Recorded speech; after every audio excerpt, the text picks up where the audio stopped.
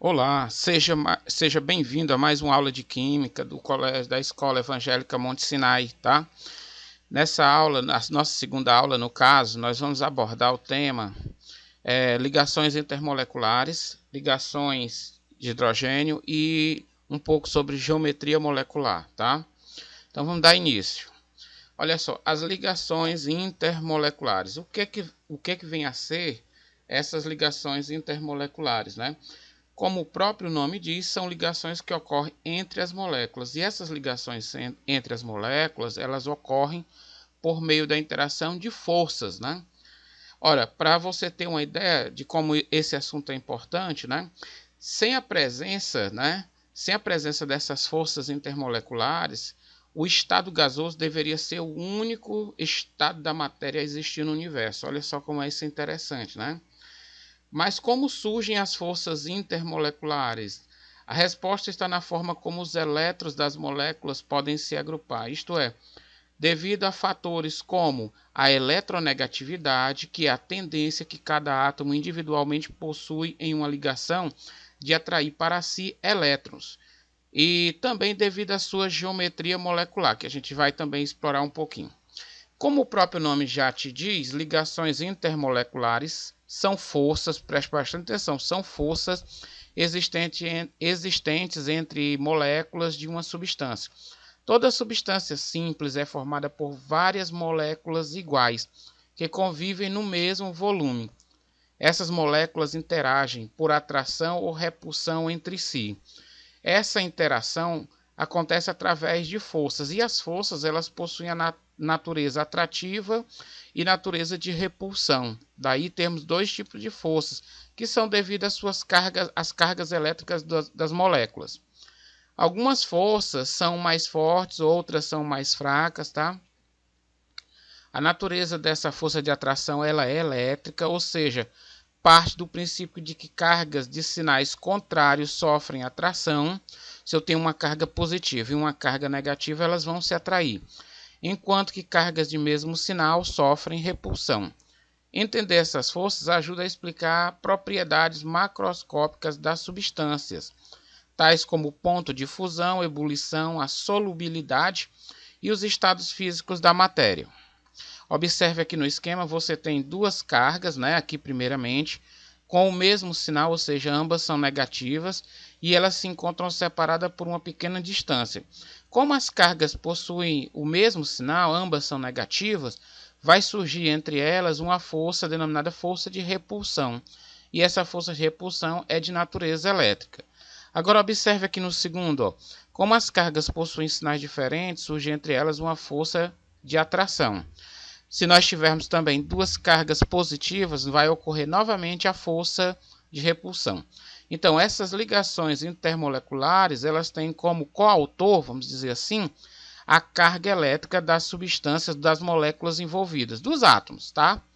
Então, cargas com o mesmo sinal, vai haver repulsão. E cargas com sinais contrários, haverá atrações, tá? Surgimento das forças intermoleculares. Olha só, como surgem essas forças entre as moléculas, né?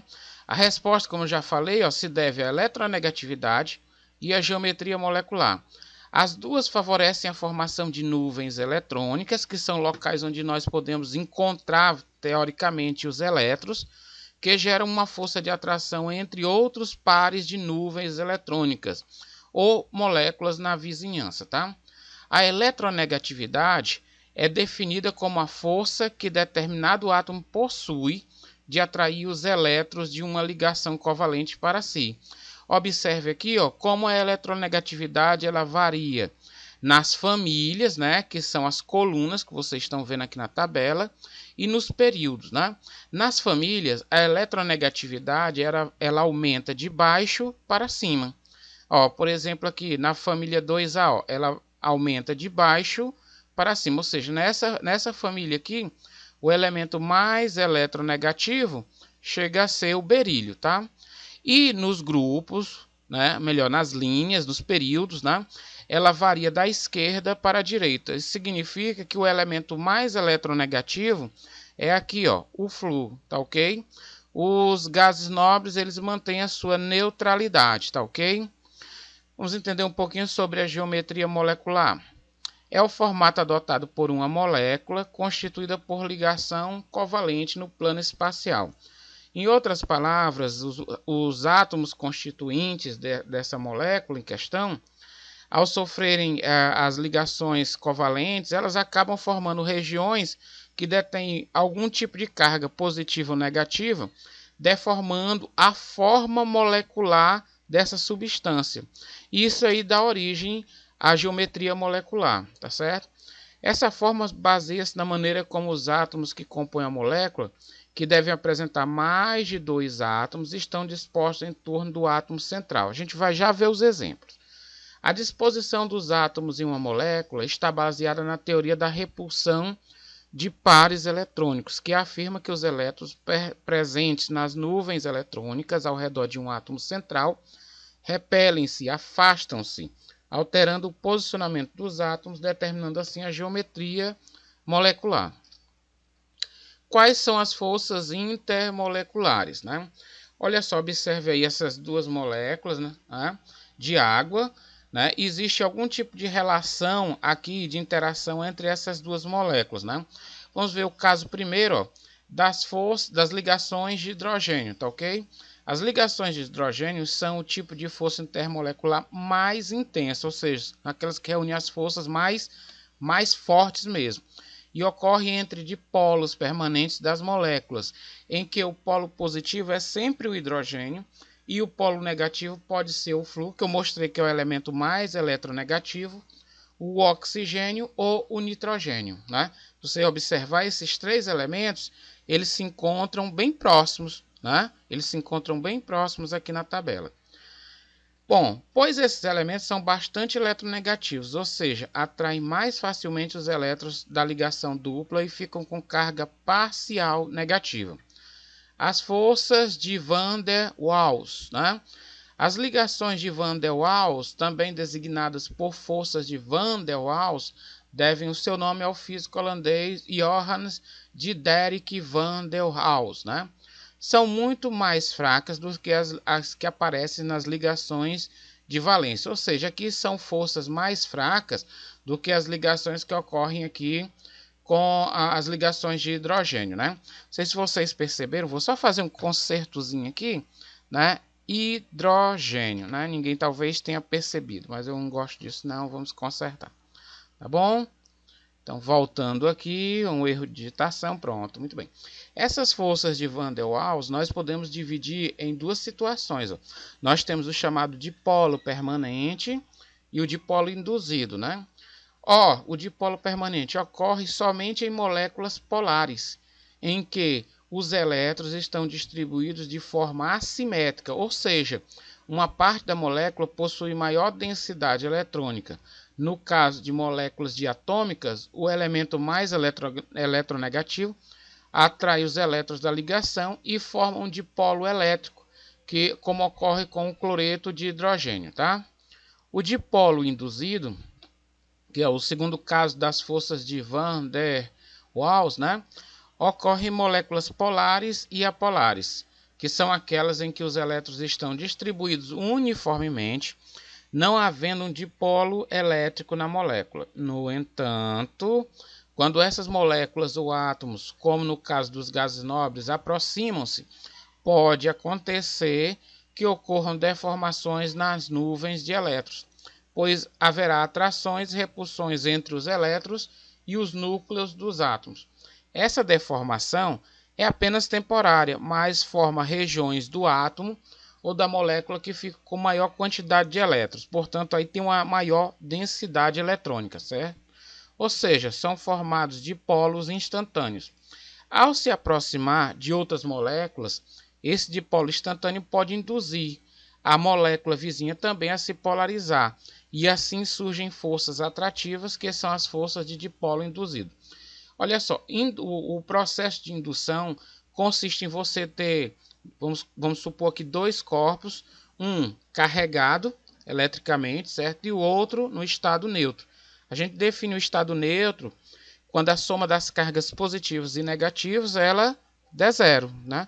Então, quando você tem um corpo que tem excesso de carga ou positiva ou negativa e aproxima ele de um corpo que tem cargas neutras, ocorre quase que uma separação entre as cargas, né?